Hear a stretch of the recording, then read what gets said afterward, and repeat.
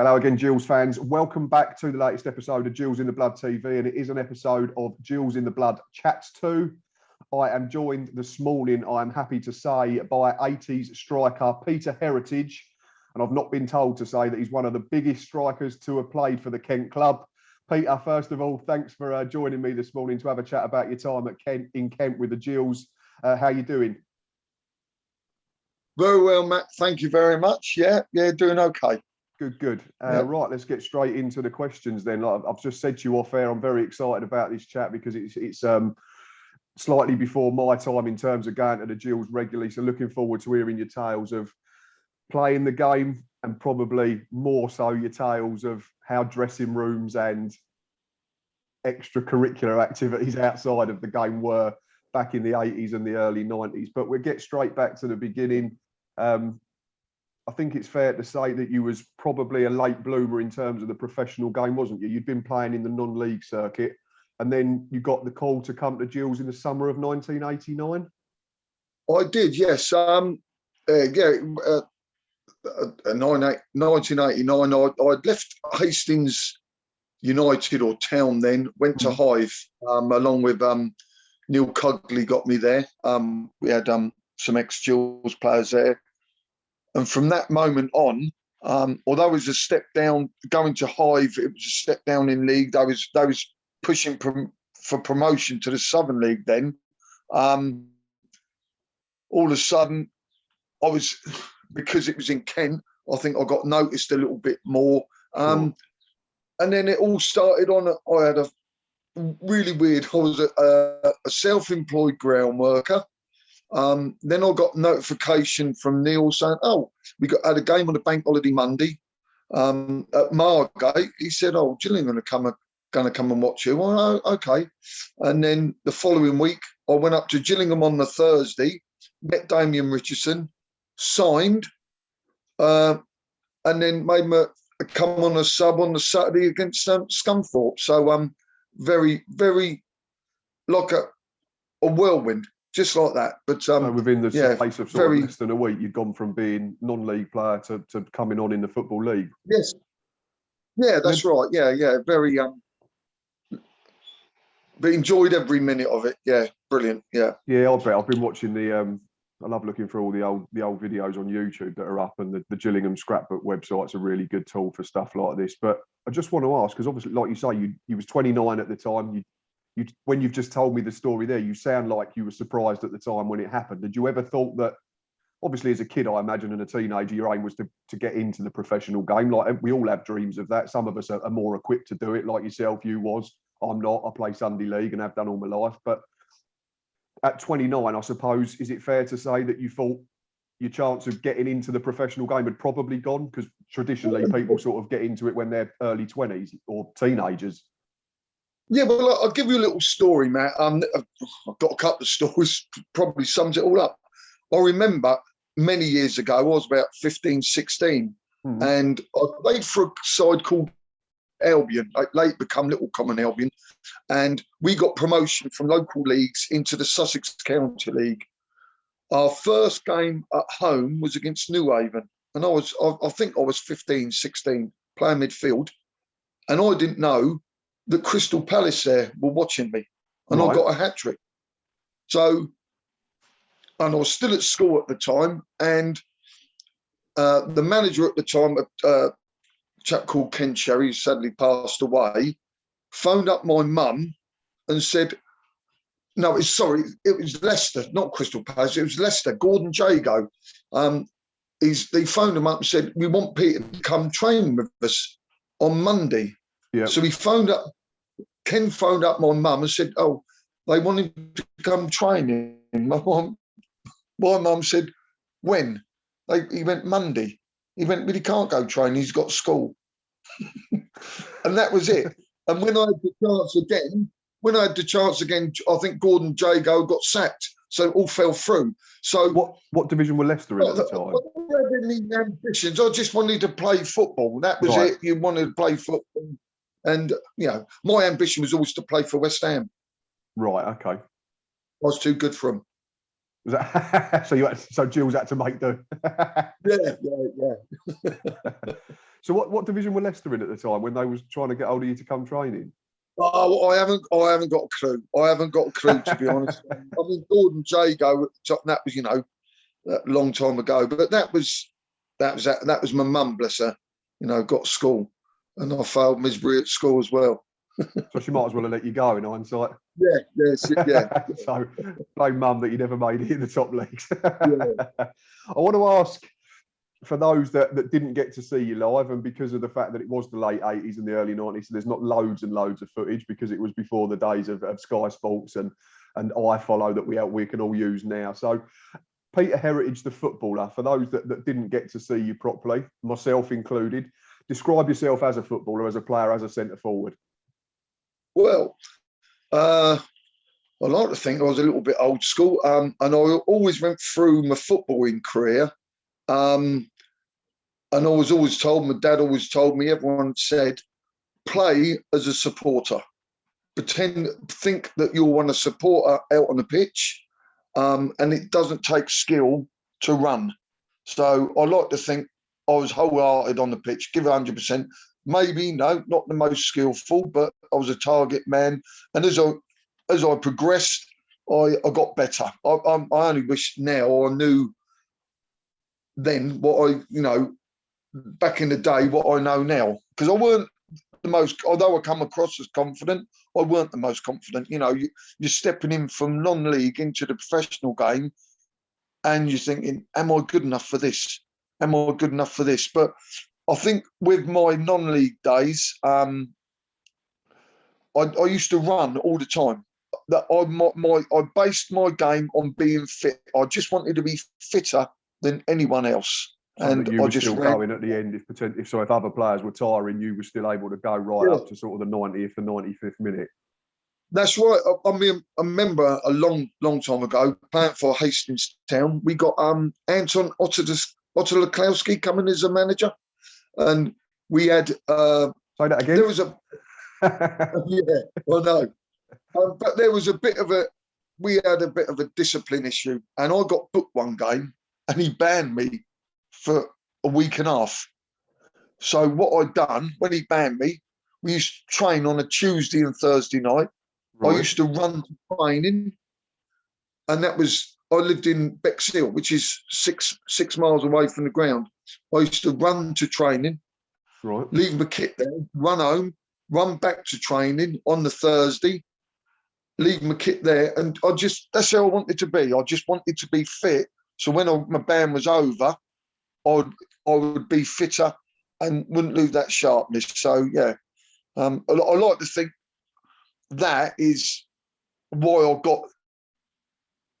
Obviously, you put the work in, and Gillingham come calling. So So that was how I based my game on, just being fitter than anyone else. Didn't have the necessary skills. Looking at your goals, and you said you was a target man, and you're quite open about that, because sometimes you interview players and they're perceived to be target men that play with their back to goal and they're good in the air, and they get not annoyed, but they sort of put you right and say, no, I've got more to my game than that. But you was quite happy to be that target man, that battering ram type player. I've looked at your goals, and most of them were with your head, in fairness, when you was at the Gills. So that sort of ties in quite well. Well, it was just after I signed. Just after Tony Crascarino must have left, and I know I met Stevie Lovell up front, and I spoke to Damien Richardson, and Damien said, Steve. He asked Steve at the time. He said, "I need a target man to play off." So Gillingham come calling, and I signed on, which was great. So that must be good. Enjoyed every minute of it. The player that you potentially coming in to play alongside has said they want your type of player. That must give you a bit of confidence and to sort of hit the ground running. And you started pretty well, didn't you? I think. I mean, Gills we were going really well the start of that season, weren't we? I've wrote some notes down, and I looked at it. You got goals against Hartlepool in a home game, a header. Yeah, I think. Yes. If I say header on most of them, I'm going to be right probably 80% of the time. I don't look for 35-yard screamers into the top corner. Goal's a goal, isn't it, at the end of the day? Yeah, it don't matter if it comes off your backside, and I think this is what goes wrong with a lot of the modern day football. They always want the best goal ever. It's not about the best technique. If it hits you on the knee and goes in, that's what the centre forward's there to do. Is scoring goals. Yeah, totally. If you get 20 off your arse, it don't matter. Yeah, but I like to think as well, you know, old school, run the channels. You know, you wasn't always in the box, but I took as much pleasure out of making goals as I did scoring them. And I think that's because I used to play centre half, I played midfield. So, yeah, you're always judged on goals. But I did, if I was involved or I made a goal, I took as much pleasure out of that as well. I see, yeah, because like you say, it's team game at the end of the day, isn't it? And if you've contributed an assist as well or made a goal line clearance and you win 1-0, it's effectively as important as being the one that's got the winner. Yeah. But you can't beat that feeling, I'd imagine, as scoring a goal. And we'll get on to some particular fixtures in a little while. But you scored another one, I think, at Torquay. And after 16 games, we were 6th in the league. Yes, we were flying. Actually, we were doing really well. I think Southend was in the league as well at that stage, and yeah, we had some good players. You know, a lot of good players, and we was all gelling.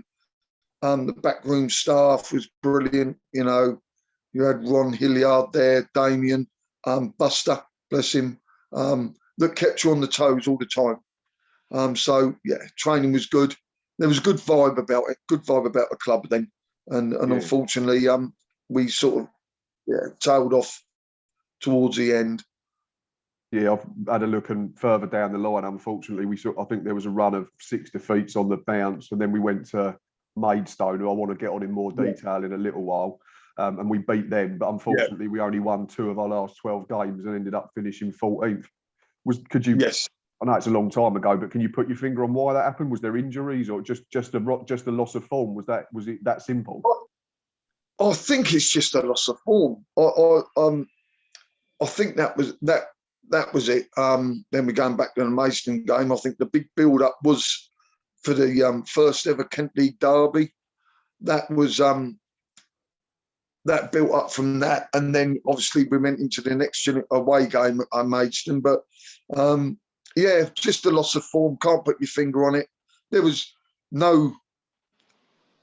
nothing changed in terms of training and the intensity, but it just maybe beaten by the better sides. I don't know, but yeah, unfortunate. Yeah, it's a shame because, like I say, I was looking at the table and you're thinking, cool, we must have had a great chance from here, and you must have been thinking at the same. And again, coming in from non-league and being sixth after 16 games, or I think even after about 30 games, we were still right in amongst it. You must have been not thinking this is easy, but you must have been thinking, I've had an half decent start here to my pro career and I'm already 29. This could end up being. Do you find yourself sort of thinking, we could potentially get promoted? I could be promoted to the next level up in my first season as a professional, or do you try and just take it one game at a time, like the old cliche goes? Well, it was all new for me. It was all like wow, you know, every day.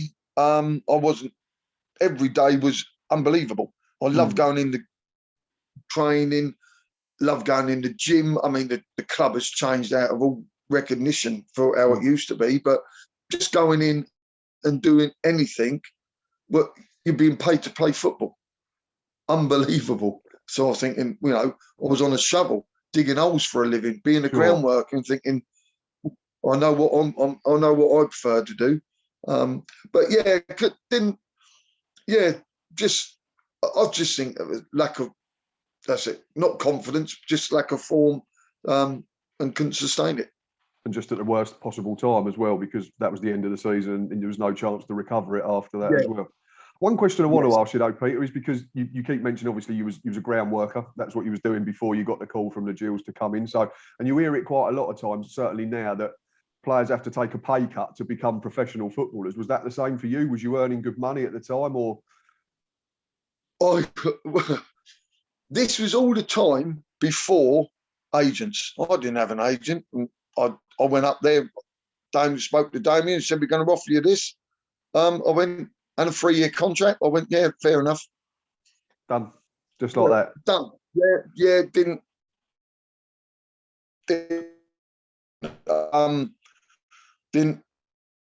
You know, I'm thinking, well, I can be a ground worker earning. I was self-employed as well. Didn't even think about that. You know, didn't have any mortgage or nothing like that. I thought, well, no, yeah, I'll accept that, and away we go.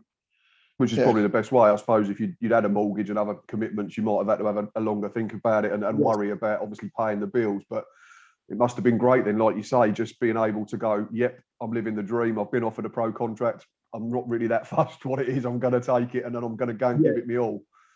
Yeah, exactly. Yes, yeah. I want to talk about. Carry on. Yeah, and this is, I think, without being controversial, we've got. I mean, I'm with Hastings United doing a bit of coaching down there, but you got young lads now, you know, 16, 17, who've got agents. You're thinking, why do you need an agent? Why do you need an agent? You live, go and play football, live the dream, and then the rewards will come. That's it. I think it's unfortunately that comes from that sort of Sky Sports generation, doesn't it? Now, where everyone thinks they've got to be represented because it's, I don't know, fashionable or cool, or because you can put it on your Twitter profile or your Instagram biography or something. I'm not really sure, but surely you just, if you're going to take anyone along, you just take your dad, wouldn't you? Mum or your dad, your parents. That would be at 16, 17. I'm sure they can make a decision for you, but that's the way the world's gone, isn't it? It's completely different, I suppose, to when you was signing your first contract at the Gills. Before we get on to your second season, because we've already mentioned 89, 90, and unfortunately it finished in disappointment, I want to talk about that team and that squad. You've already mentioned some names, and there's some brilliant names in there looking back, like Ron Hilliard, Ian Docker, Paul Haylock, Tony Pulis. I want to talk a bit more in detail about Tony because he obviously came back to be a manager. Steve Lovell came back to be a manager. Billy Manuel, and your good friend Alan Walker. Walks, lovely, And the good thing is, social media, we've all caught up again. We're all on social media, Pud and all that lot on Walks. And also, if I mention him, I'm involved with Hastings United, and we've Craig Stone plays for Hastings United as well, so another Gills connection down there. I saw a couple of interactions between you two when I was finding you to get in contact about the interview, and I was, of course, he still plays, doesn't he? But he's our development coach, Yeah, fantastic guy, but please don't let him get upset, because in training last season, I actually jumped him in the air. I'll write that down and I'll put that in when I put it on Twitter. He's doing really well with the youngsters. They had a good run in the cup competitions this year. So, he's doing really well down with the Gills, which is really good. But just want some stories now before we get into the second season about Ron Hilliard. Let's talk about Ron Hilliard first. Most appearances ever for Gills, 657, I think, off the top of my head. I know when you joined, he was approaching the last couple of seasons of his career, and he was into, I think he was late 30s by then, wasn't he? But just how good was Ron Hilliard in terms of not only a goalkeeper, but I suppose as a professional as well, to keep himself in that shape and at the top of his game for so long?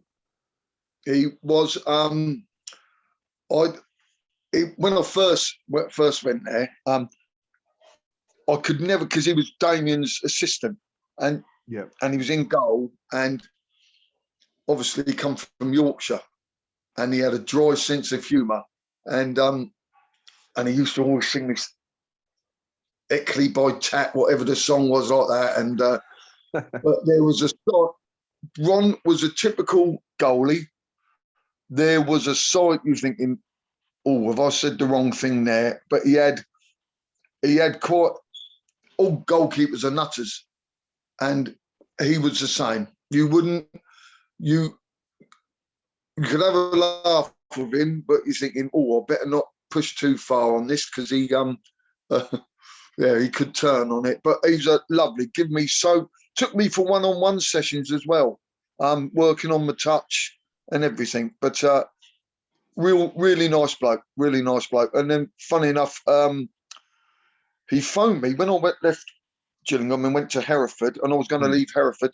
Actually, Ron phoned me up and said, we would have you back at Gillingham. He said, but there's a policy, we don't go back to ex-players then. But yeah, and I think he still lives in Sittingbourne now, doesn't he, Ron? Is he in Sittingbourne? Is that where he is? That's only because I'm Isle of Sheppey, so I'm only across the water. I'm only across the bridge, and I didn't realise he was that local. Because he I think he's at Ebbsfleet or somewhere. Yeah, well, I think that's Gillingham. Gillingham must be twinned with Ebbsfleet, isn't it? I think so. Yeah, a lot of them go there after they finish with us. Yeah. Then they go Margate, then they go Ramsgate, I think, Sittingbourne. Yeah, they all sort of just do the rounds after that, I think, if they're locally based. But no, it's good to hear stories about Ron, because unfortunately, again, he was before my time, but I've seen all the footage and all the stories, and to have played that many games, that just doesn't happen anymore, does it? 650 games for one club. You just won't see that ever again. No, yeah, really, really good lad. Good goalkeeper as well. Yeah, definitely. Steve Lovell, Tony Pulis, obviously got to talk about them. Both came back as managers. What I want to ask is, did you see it in them at the time that you thought, because you see some players and you think they're not cut out for management? You don't come across as the manager type, and I don't mean that in a disrespectful way. No. But I couldn't even manage myself. Let alone 20 professionals all wanting to play on a Saturday. Could you see it in Tony and Steve that they were sort of interested in the coaching side or the tactical side of things, and it was something they might get into? No, with when I first went there, Tony was injured quite a bit, and he'd done a few sessions. Right. You could see it with Tony. Lovers, not so much, because just Lovers just like playing. But also Lovers was one hell of a golfer. I've heard a few stories. Mark Patterson's told me a few stories about him. He's a bit of a bandit. Oh, we bandit, yeah, cool. But I couldn't see it with Love. Me and Love's got on really well. He was such a good lad. Liked to laugh and a joke, but serious as well. And you know, come from Millwall, you know, but he had just brilliant. I learned so much of Loves. He was always talking to me on the pitch, always encouraging me. Never bad word to say about anyone. But say Tony, you could see it with Tony. He had I remember one of his first games. He come back after he was injured. He was playing sweeper. Yeah. Oh, he was an animal. He was an absolute animal on the pitch. That will to win was unbelievable. So yeah, and also we had Mark O'Connor as well, and I think they left, didn't they? And I think they assistant managers or wherever they Mark been. Was on, Mark was on his staff when I think when they ended up at Stoke and all that as well. Yeah. How good was Mark? That's a good one to talk about, because obviously his career unfortunately ended when he had that leg break against Fulham when he came back in the mid-90s. How good was Mark O'Connor? Yeah, Mark O'Connor, yes. Again, centre forward's dream. You know, he would, dare I say it, it goes back to, he reminded me of the lad I used to play for at Hive, Frank Ovard, who would just get the ball, minimum backlift, and put it in the box for you. As a centre forward, he didn't check out and that, and you're making your runs backwards and forwards. He would get the ball, look up, and just put it in the box, and you had to be in there. And that's how Mark was. Mark was a little bit like that, you know. Once he sees you in there, he's going to put the ball in, and you've got to be on the end of it. And so he was good. Mark was very good.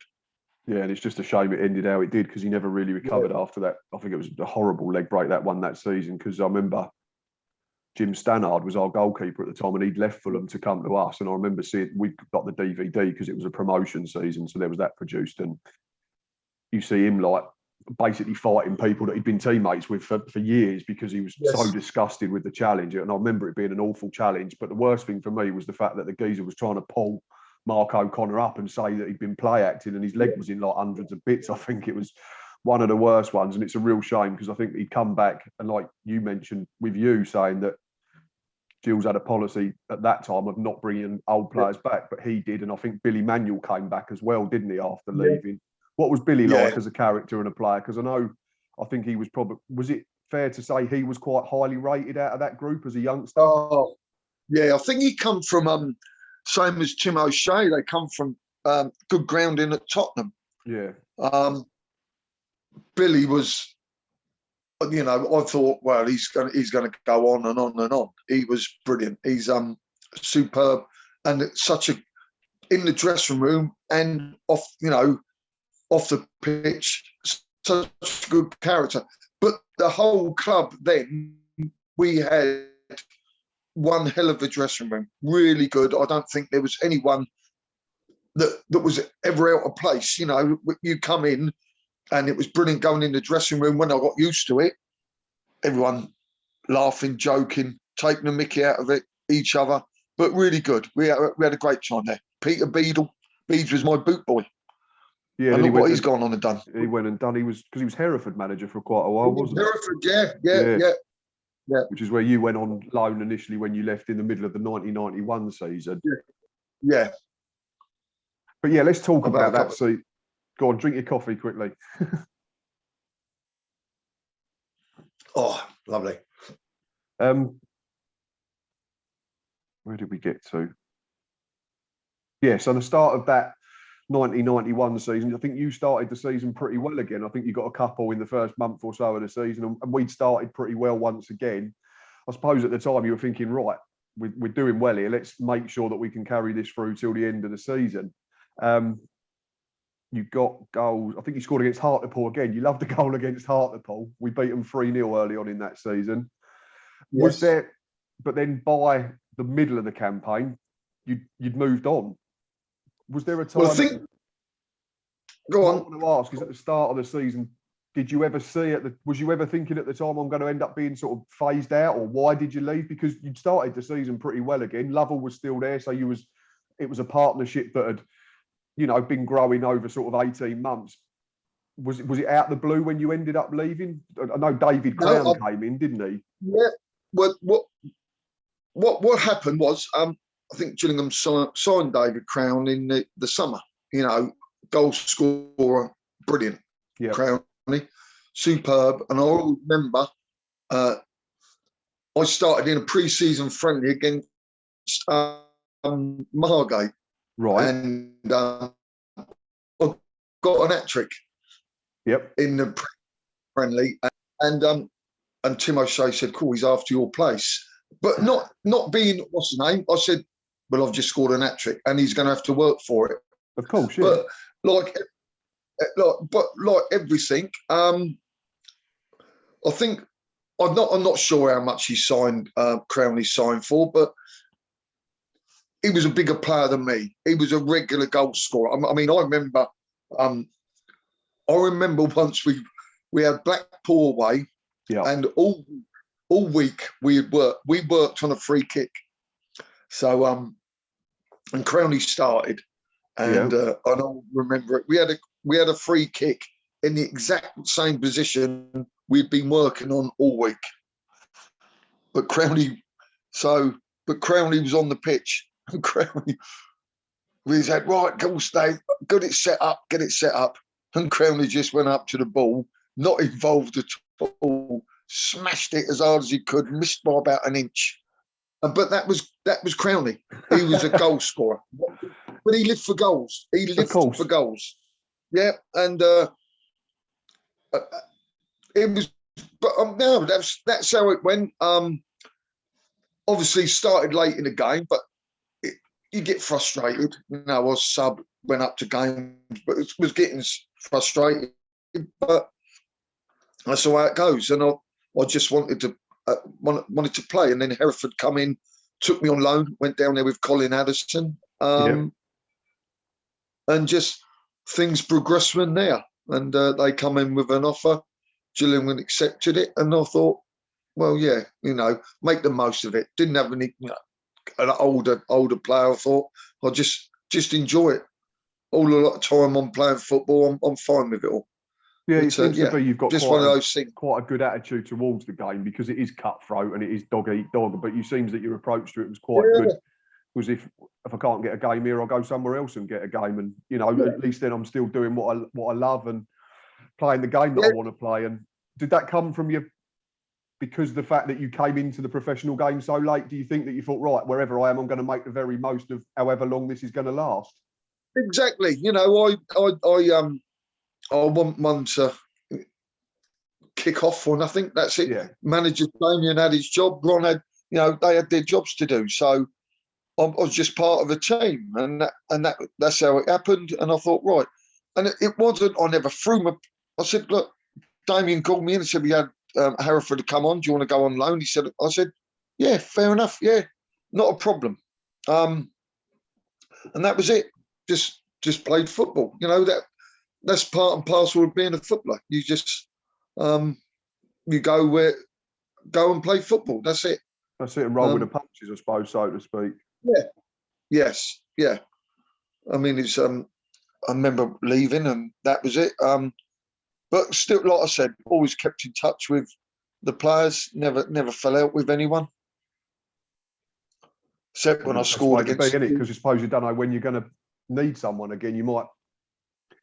If you say you fell out with the manager at the time, Damien, and then he ends up going somewhere else and they're interested, if you've had a row with him, he might think, well, you know, Peter's attitude's a bit rubbish. We're going to probably look elsewhere. So, yeah, no point trying to burn your bridges, so to speak, I take it. No, I did fall out of Alan Walker once playing for Hereford when I put one in the net. Was he playing for Hereford or against you? No, I was playing for Hereford and scored. Against? Gillingham. Oh, no wonder he got the hump then. Oh.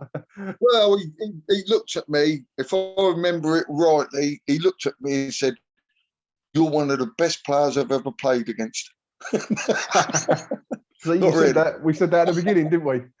Yeah. Alan Walker knows. Alan Walker knows. Yes.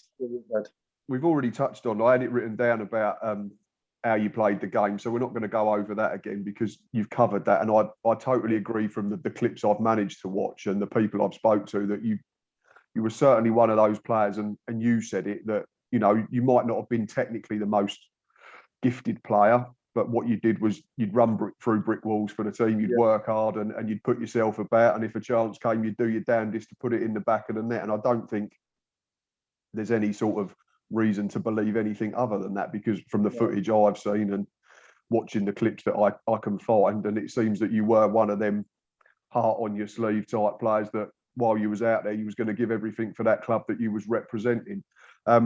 Yes, obviously there's games that we can't watch now in the league, so I want to talk to you about them because you got to play in 3 or 4 of them in your short time with us, and that's the Kent Derby. Yes. We only get like Kent Regional Cup games now, unfortunately, and I think we've come close to being drawn against each other in the FA Cup a few times in recent seasons, but keep missing each other. So I just want to sort of spend a few minutes talking about what them games against Maidstone were like, because like you've already spoken about players who they sort of come to Gills and then they drop into non-league in Kent and do the circuit, the Sitting Bulls, the Margates and all that type of thing, Dover, Dartford. It seemed at the time there was quite a sort of link between the two clubs, and we was meant to hate each other because we were rivals, but there was obviously Keith Peacock had gone to manage Maidstone after being successful with the Gills. There was quite a lot of players that had left Gills, gone to Maidstone and vice versa. But in terms of a derby, yes, how intense was it, the Kent Derby? Well, I remember the build up to it. It was the first ever Kent League derby, first ever league game between the two. And I always remember the day because it was a sunny but quite a frosty day on the Boxing Day. And the crowds, I've never seen crowds like it. I mean, they were queuing up everywhere to get in. I think the official crowd was something like 12,000, and you're thinking, never. No, it's more 12,000. It was absolutely packed. Unfortunately, we lost, but I think that was, Stevie Butler, Mark Gall were the scorers, I think. Was it Stevie Butler who then went and scored one of the biggest goals for Gills sort of 11 years later, didn't he? When he pitched up at Wembley in his last professional game. And I think there's a game where Walks scored right at the end, didn't he? But injured himself quite badly. And then Headbutted the post, but yeah. without being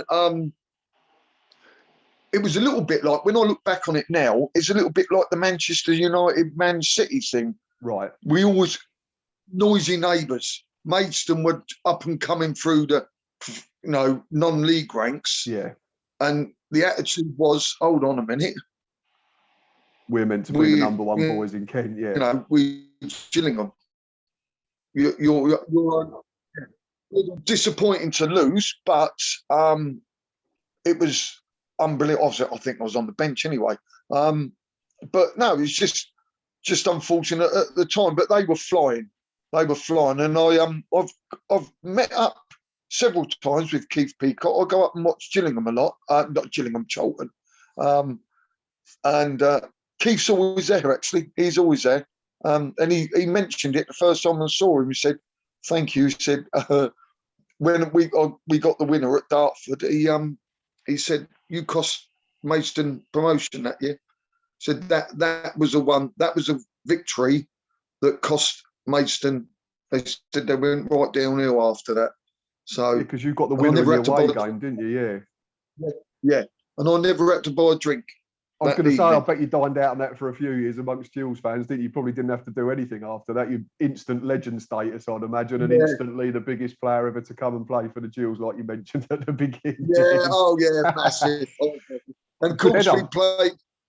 Carl Elsey was playing for Maidstone at the time, for Maidstone, and that was the infamous Ian Docker tackle. Oh yeah, I watched it last night.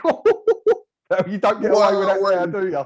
Oh God, he'd probably been banned for about 10 years for that. Just had a look and then just gave him an absolute wallop. But the difference back then was Carl just got up. If that had happened now, the geezer would have been rolling around for 3 weeks. Oh, what? Rolled around all the way down the hill. It'd have rolled around. Probably rolled all the way to Gillingham. Yeah, but that's football. That's how it is at the moment. But they just got on with it and brilliant. And I had a drink afterwards. But yeah, it was the two were brilliant, were really good. To be a part of it was fantastic.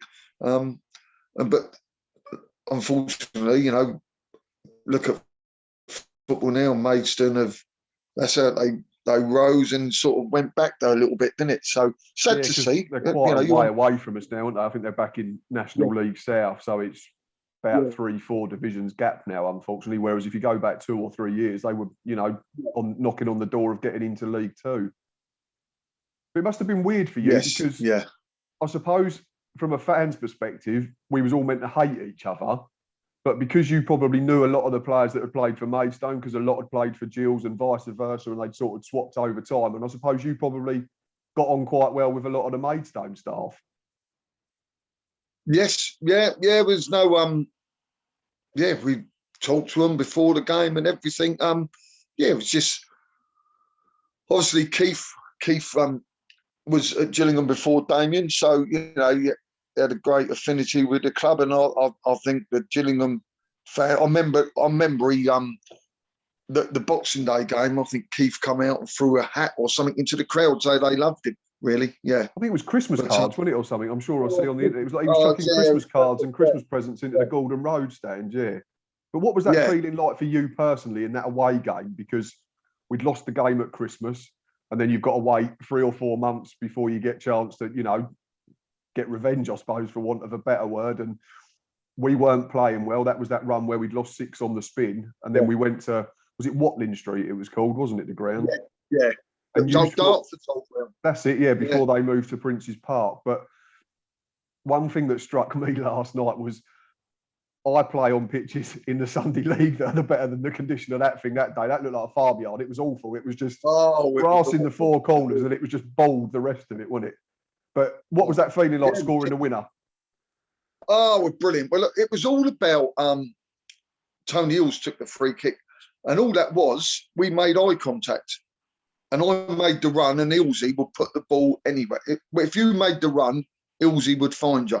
Yeah. And just managed to get a header on it and went in. So fantastic for me and for the club. But more importantly, it was important for the supporters. They got the bragging rights back again, and that was it. And I think that was what it's all about. We couldn't, when we said, and I think Damien's interview said, got mean, miserable. Yeah, he did. And it meant so much. We knew what it meant to the supporters. And effectively, I think if Maidstone had beaten us on that day, they would have gone up. I think they was on a great run, and they was going to go to Division 3. And we think, oh, Christ, that'd be the worst thing ever if you're a Gillingham fan. Because you've seen them, like you said, that noisy neighbour type thing already, yeah. And obviously we beat them. And I think after that, they like Keith said to me, they went on a bad run. They couldn't sustain it. And it almost, that was without being, that was almost like the decline of them. They never quite reached those heights again. And within 2 years, they'd gone out of business, hadn't they, again, unfortunately? Yeah. Well, unfortunately for them. At the time, I suppose Gills fans didn't care too much, but it must have been... what was it like walking around the town afterwards? I suppose if you were living local, it must have been brilliant walking down the high street and, you know, getting pats on your back and high fives from Gillingham fans, or was you not living local? Or no, we had a Gillingham owned a house just round the corner from the ground, and we all went back there and just dined out on it for about 2 weeks. Really, I remember only 2 weeks. Didn't have to buy a drink all night. But a lot of people say I don't buy a drink anyway. So it's just normal life for Peter Heritage. I think Lovers went and played golf the next day. So it was good. It was. I mean, they had some good players as well, mate. Warren Barton. I remember Warren Barton was there and all that. He went on to play for Newcastle, Wimbledon, and England, didn't he? Yeah. Because I think there's footage after Ian Docker's gone through the back of Carl Elsey. I think you see Warren Barton sort of runs into shot and has a wild swing, I think, and then realises and probably thinks better of it and sort of disappears out the other side of the camera shot. I'd imagine he'd been only a teenager then, wouldn't he? Only a teenager, and you had Carl Elsey and Lovers, best mates. I think that's how much it meant. I think Lovers even got involved with Carl and all that lot. So, yeah, no love lost. But that after that was 90 minutes, and then that's it. You've done it. But shake hands, kick 7 bells out of each other for 90 minutes, and then go and have a beer. Yeah. But it was, like I said, important at that time that we won and the bragging rights, and I think that's fantastic. I dine out on that all the time.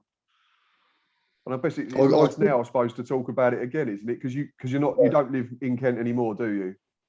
No, I'm a Sussex boy. But I go shopping in Maidstone. I should wear a Gillingham shirt with my name on the back. Might as well, definitely, yeah. Why not? And we'll have a whip round on. Yeah, I'd cost you promotion. Exactly, yeah. And the date underneath. Yeah. I'd come and watch that. That'd be good fun, I think. Yeah. I'd follow you around in disguise so I don't get beaten up. No, that would be good.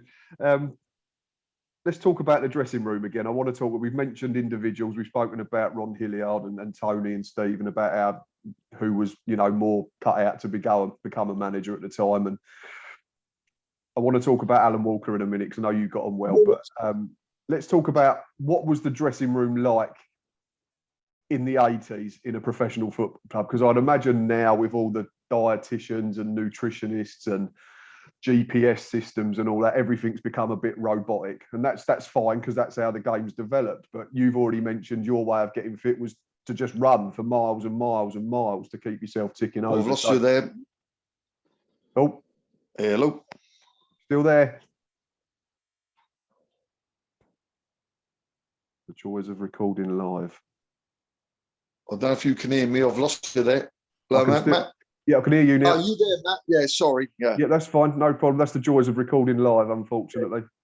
Where did you lose me? I said about modern dressing rooms and how they changed and they become a bit robotic, and nutritionists, dietitians, GPS trackers and all that. Whereas I said, you've already mentioned your way of keeping fit was to just go and run and run and run. What was the dressing room like in the 80s compared to what dressing rooms are like now? And keeping it PG. No, keeping it PG. you was open to everything. You just had to go in there, and to be honest, it made you as a person and as a player. You know, it was banter, stick was given out all the time. Yeah. But you had to take it. You had to take it, and it wasn't. Nothing was ever personal. But that's how it was. That's how it was, and it was testing your character all the time. And you had a dressing room that everyone wanted to win. And there was fallouts. You had fallouts, but they didn't last. But you knew you had a fallout because you wanted to win. I mean, we had. I always remember the one Damien. In the home dressing room at the time, there was a big concrete pillar. Right. If I remember correctly, Damien lost his temper and booted it the previous week. So I think it was Walks and Lovers. They got some shin pads out of the boot room and tied them around the concrete pillar. That's just in case he wanted to go and boot it again. Yeah. But it was a great dressing room. We had Jav the physio was there as well, all joining in. Billy was unbelievable. We just had a great laugh. It was a really good dressing room to be involved in. Yeah, you might feel, looking back on it, you might feel a little bit down sometimes, but you wouldn't know because it was just banter. But like winners, and we was all winners as well.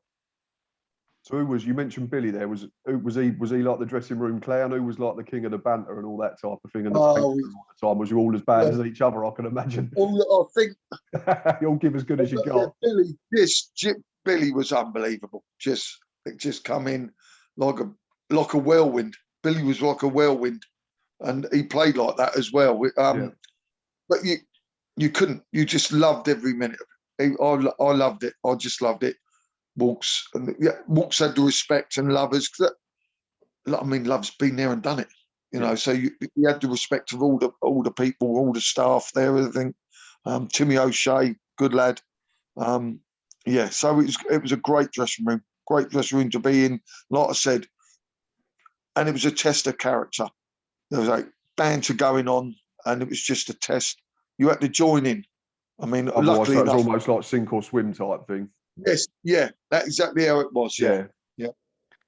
No, it sounds fun. It sounds different now, and obviously, like we've already said, the changing rooms and the way the game's run and played now, because it's more of a business, and there's so much more sort of intensity and intrusion on everything. You see like these documentaries, like the Tottenham one and the Sunderland one they've done, and the Man City one, and everyone's looked at and scrutinised in the dressing room. I suppose if that was happening back then, you'd have probably had to change the way you approach things, because you'd have probably got yourselves in a little bit of trouble, dare I say. Well, that's it. Nothing was ever filmed, was it? There was no. I can't remember. There was. I don't even think there was mobile phones at the time. You know, and this is what I mean. If I remember as a kid, like waiting for the Gills highlights, you had to wait for the news on the Monday night. excuse me, the regional news, and then wait for the sports section to come on just after the commercial break to see what the goals were like. And a big Jeff Clark, I think it was, wasn't it? Used to do the. Yeah, that's right. Andy Stegel, he was another one that was on the YouTube clips, kept coming up. And also Nick Collins, who went on to work for Sky, used to work for Coast to Coast. I couldn't believe it, because he's a big Gills fan. Yeah, but that was good. We had then we got involved in Doug Hudson. He's still there now. Yeah, we got a song going and all that lot, and brilliant days. But a lot of we had a lot of players travelled in from London. I think Billy travelled in from North London. I think he didn't live local because he come from Spurs, didn't he, as a kid? I think. Yeah.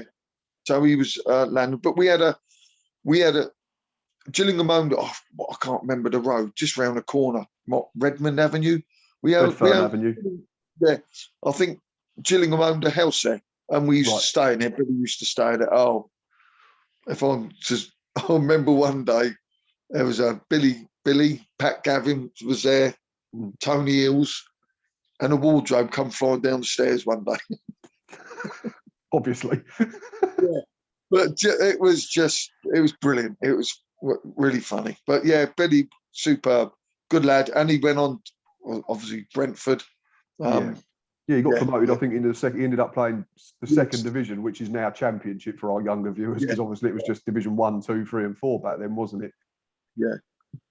There was an interview that struck a chord with me with Damien Richardson when I was doing the research on YouTube, Peter, about Billy Manuel. At the time, obviously, he was very young and he went on to have a decent career in the Football League. But based on his ability as a youngster when he first came into that team when you were there, should he have potentially gone higher? Did he have all the tools to have gone to the very top, the first division, or then the Premier League when that came in 92, 93, or? Yes, yeah, he did. But obviously, Billy, I can't speak for Billy, but he probably did a little bit. It was brilliant. It was just such a time to be there. And I don't, whether at the time Billy didn't think of your future, you're just stuck in the moment. That's it. You think, right, you're just living in that current moment, and enjoying your life being a footballer. I don't think anyone thought of, maybe Lovers did, the older players, Walks and all that, what they're going to do, what their potential next move was going to be. You just live in that moment. And Billy was, he scored some great goals. He's scored some great goals. He's a good lad. I remember seeing footage of, he scored a few when I was watching highlights of the games that you'd scored in while I was looking last night. And there was a couple of really good goals that he scored. That was I think that was the interview that come out, and it said that Damien said, I think something along the lines of, he's got all the natural ability, but he's just got to learn how to play the game, so to speak. And he said that'll come with experience and he could go all the way. And that's what made me ask you, because I thought obviously you were there and seeing it every day yourself, the talent that he had. Yeah. Well, Billy played the game like his life. That his personality shone in the game. Loved it. But he was fiery. He could be fiery, but there was a typical, in London, it's dog eat dog a little bit, isn't it? You have to, like you say, sink or swim up in London. Exactly, definitely. Yeah, so he come down, but he was a good lad. Me and him got on really well, actually, Billy. Good lad. Yeah, and then I was lucky enough to see him when he came back, I think about 6-7 years later. He came back when Tony had just got us promoted into the third division, which is now League One. Yeah. And he come back and I think he played some games in that season that got us promoted, and then obviously stayed for a little bit longer. Then I think he went to Barnet or somewhere after that, and then his career started winding down a bit. But no, it's great to hear stories of all these people that you're aware of them and you've seen footage and you've seen a few games, but to hear about them on a day-to-day basis is brilliant fun. But I've got some slightly different questions now. We're moving away from football. Right. There we go. You did make me laugh last night when you messaged me and said, "Don't mistake me for George Clooney." But the Gills fans labelled you Hagar the Horrible. Yeah, I'll tell you what that come from. The old cartoon strip in the Sun, wasn't it? Yeah, it was, and I think it was Peter Beadle actually that called me that. Peter Beadle called me that, so that stuck. Always Hagar, always called Hagar.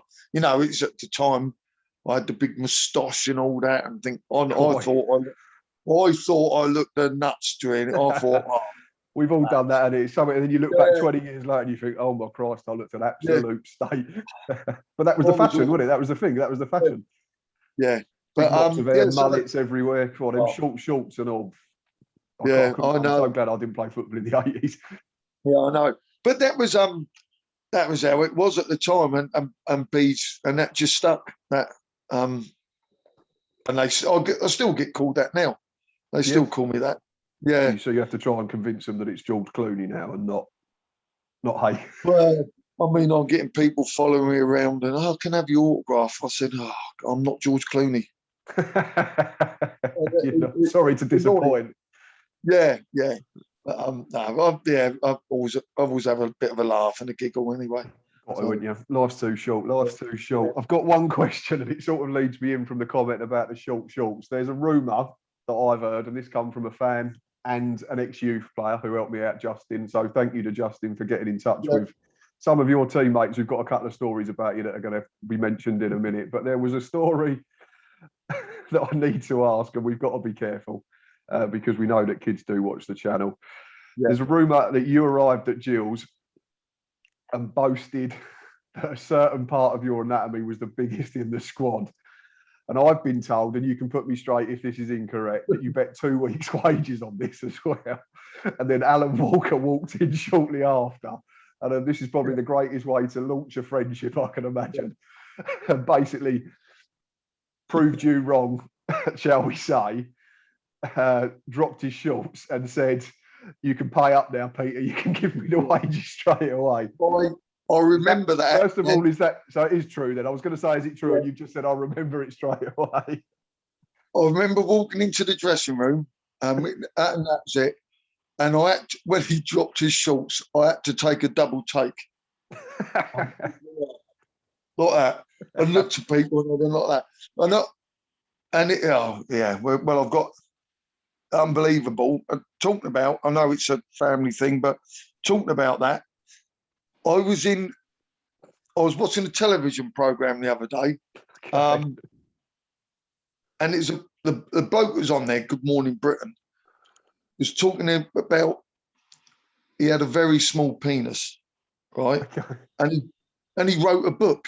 He said the book's come out now. So I went in to Bexhill Library and went up to the woman. I said, look, I've just been watching a program about a man with a small penis.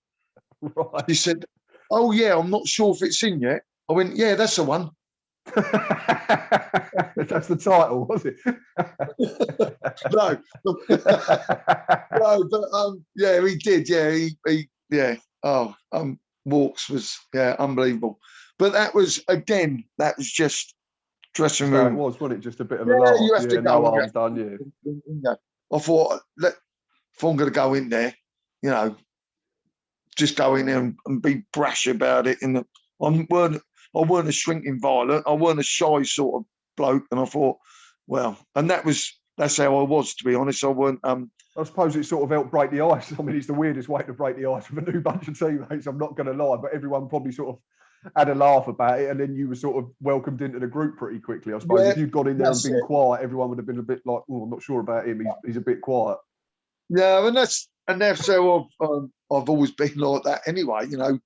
They expect me to be the life and soul of the party, so you just do it. You just not act up to it, but you just bring a bit of joy to people's faces, don't you? And in the last, I know it's heavy, but in the last year, that's it. I put me and my mate videos on bloody Facebook and all that, just to try and have a laugh about stuff. And that's how it was with football. I was serious, but work hard and play hard. Yeah, that's right. Yeah, exactly. I'm just going to read to the viewers your reply last night when I was talking to you on Twitter, and I mentioned if this was myth or legend, and this was Peter's reply. Well, I remember going for a wee over the side of the bridge, crossing a river. Walks went as well. He said, blimey, the water's cold. And this absolutely killed me last night. To which Peter replied, yep, it's deep as well. I was in absolute bits reading that. I think I just had a mouthful of juice, and that went everywhere. Yeah. And I just thought, I'm going to enjoy this tomorrow morning. This is going to be hilarious, this chat. Yeah. Right, back to the questions anyway. We have had a couple of messages via Justin from a couple of your ex-teammates, which I have sent you. So I want you to go through these stories in more detail. Ian Docker, him of the Carl Elsey fame in that Maidstone derby. I want you to talk to us about how you used to commentate on yourself when you was training and playing the game, because apparently it worked in training. You were really good. Yes. And then Damien Richardson sort of half jokingly said, why don't you do that during a game, Peter? So you used to commentate as you was playing games. Yeah. Well, that was it. I was told to always, if the ball comes to me now, what I'm going to do. But I used to say it out loud. And Heritage gets the ball, and he's what a pass that is, all like that. And that's how I used to do it. That's how I used to, and I still do it now. Yep. Yeah, a ball's going to come to me now. Instead of thinking in my mind, I say it out loud. He was telling the centre half what he was going to do. Yeah. Oh, yeah. Well, I remember once in the training session, Brian Clark was a centre half, and I know Brian from Eastbourne. And I remember I was dribbling. He go on, take me on then. I went, no, you're going to kick me, ain't you? It's It was basically stuff just like having a that. full-on conversation. Yeah, you'll kick me if I go past you.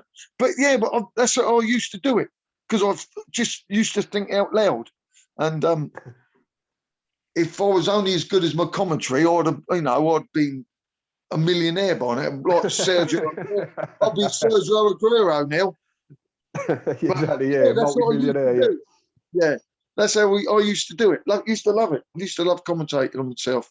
But So you was actually doing it in games, playing in the football league. You was commentating. well, yeah, thinking to myself, I never said it out loud, but yeah, saying. But I thought, oh well, if it works, it I was works. going to If say, it if it don't, works, yeah, then carry on doing yeah, it. Why not? If it's not yeah, broke, don't fix it, and that type of yeah. thing. We've had one from another person that we've already mentioned, and that is Billy Manuel himself as well. He sent in a message to Justin.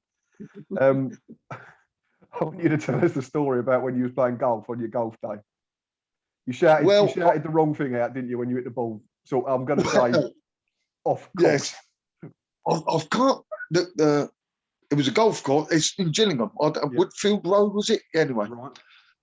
I was playing golf there. Billy, me, Walks, I think Lovers, and I didn't know the course, so I think I took a shot, and then and I don't know how I didn't know the course, so I didn't know how far the hole was away. So unbeknown to me, I think it was a driver off the fairway, and the hole was only about. I found out it was only about 100 yards away, and I caught this shot, unbelievable, and it Excuse me. through the trees and bounced into the road. But unfortunately for me, a car was coming down the road at the same time and hit the car. Oh, And actually hit the car. Billy didn't say actually hit yeah, the I think car. it went through, and it went through. It might go on into the thing, and so instead of shouting "four," I went Ford. They shouted the manufacturer out, right? Ford car. And he got out and threw the ball back. But yeah. They could have had like a road traffic accident on your hand because you picked the wrong club. Yeah. Oh, yeah. While I took the drive, it was about 100 yards away. And I absolutely smashed it. One of the best shots I've ever done. Shame that you only had to go 100 yards and your shot went 350. Yeah, that's it. Yeah. Oh dear. I think I still got a birdie though, because I cheated a little bit. He just lobbed it back in the hole, didn't he? Geezer just chucked it out his car and it went in. Well, the one that fell out my pocket trousers went in the hole. Oh, one of them where you got the hole in the seam. He just, oh, look, there it is. What ball you playing? What one you found? A Galloway. Yeah, that's the one. Yeah, that'd do that. Yeah. What colour is it? Yeah, that's mine. Yeah, that's it. Yeah, but yeah, so we had a good time. We had a good. A lot to say. Going back to Lovers, he was one hell of a golfer. We played in a like a pro-am tournament. I forget where it was now, and the professional was asking Lovers. They let you play after that tee shot. Oh, I think that I was the only one that volunteered for it. I think I went with Lovers and all that. I think it was me, Lovers, and Walks. It was some competition for charity, and the professional was asking Lovers what club to use. I think he was nearly scratch. Lovers was almost a scratch golfer. Very good golfer. Fair enough. Yeah. One of them that's good at everything. Yeah. Gets on your nerves, doesn't it? I hate them.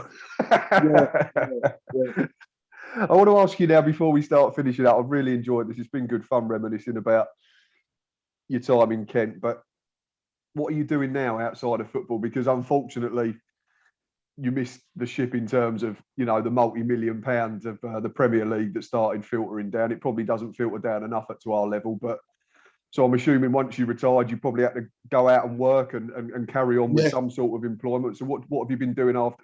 I think you've mentioned you still do a bit of coaching, so you're still involved in the game, which is great. But what's Peter Heritage up to now? Well, I'll tell you, this is, like I said, I've got a few stories. I remember at Gillingham, I'm a big West Ham supporter. Yeah. And I remember playing against West Ham in the pre-season friendly, and Billy Bonds come up to me and said, "Well done," and patted me on the back. And I thought, I'll take that with a rest of my life. I've made it. Yeah. But I was offered to get my coaching badges. And I said, okay, where have I got to go for it? They went, Chadwell Heath, West Ham's training ground. I went, what? You want me to coach Tony Cotty, Frank McAvenny, how to control the ball and all that. I went, well, yeah, you go there. And I weren't confident myself. I said, no. I said, I couldn't do that. I couldn't do that. I said, too embarrassing. But anyway, so what I've done when I left football, I worked for a company called GTC, Gas Transportation Company, multi-utility company. Do all the main builders use them. Everyone uses them, but mainly on the electric side of it all, HV and LV. I'm just project manager, auditor, and all that lot. So good. I mean, great company. And funny enough, we use MEMS for all our generation. Oh, fair enough. So it all keeps tying back in. So you keep getting pulled back towards Gills, even if you don't want to. Yeah, and funny enough, when we have to set up generators, I always talk to the lads who do it. I said, oh, MEMS, yeah, I used to play for Gillingham and, give them a Panini sticker and all that lot. Just one of these. Yeah. Don't you know who I am? Oh, yeah, I'm George Clooney. So it's always comes back. Always comes back to that. But yeah, I do all right. In terms of where I am, I'm 61 in November. If someone had told me when I first left school to put away £2 or £3 a week for a pension, I would have retired about 10 years ago. But no one ever did, so I'm working. We're all there. We all do that, don't we? Can't take it with us at the end of the day. No, that's right. So yeah, doing all right. I'm involved with Hastings United, which is, I mean, the last couple of seasons we've been top of the league and haven't got promoted. So obviously Stoney plays for us, but that's good. That's a great. Wasn't one of our players, didn't he go down there for a work experience loan a couple of years ago? Jack Tucker. Jack Tucker, what a player! What a player he was, and is. Yeah, he's been very good. Yeah, but great stuff. And if anyone locally as Gillingham aren't playing and they can't get to away game, I would highly recommend coming and watch Hastings United. Brilliant team. Play some unbelievable football. I think I'll give you a little story. Whether I should do this or not, I don't know. Anyway, too late now. You promised. I've always said to the every away game, I said, we nick a ball. Don't matter what you do. That goes back to old days. Nick a ball. We ended up one season nicking 38 balls. And if Stoney listens to this, they had a training session last season. Well, I think we played one of Stoney's under 23s in a friendly. Yeah. And Aggie, the manager, and that went up there and nicked 2 of Stoney's Gillingham balls. Going to be after you now, isn't he? Well, because on the Tuesday when we went training at Hastings, we trained at Hastings. We got the ball. We was doing a passing exercise, and we used the Gillingham football and passed it to Stoney. He was like that.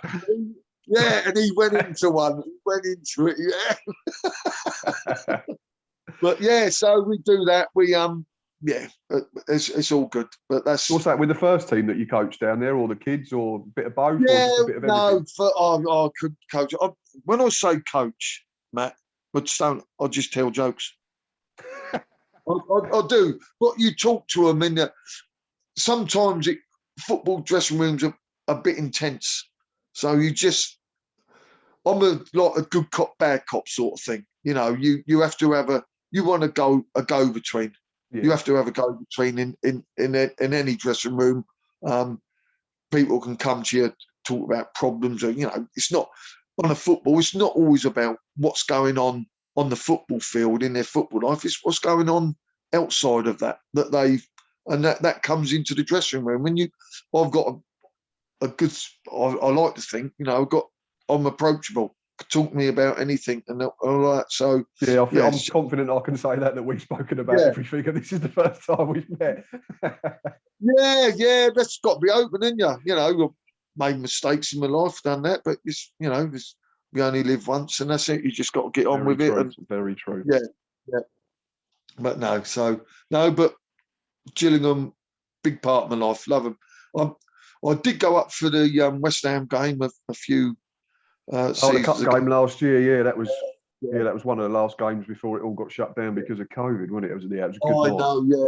And with Justin has arranged a couple of games where we've gone up there to do it. I went up there with Brian Clark and me and what a change to Gillingham, the Priestfield in the stand.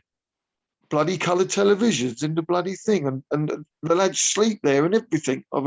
We used to run up and down this stand, and I remember we went from the players' lounge. We was supposed to meet on the pitch, Yeah, and me and Clarkey got lost coming down the stairs. got He lost said, "No, coming down the stairs." we. I don't know where we ended up. We ended up at the bottom of in the bottom of the stairs. So I ain't got a clue where we are.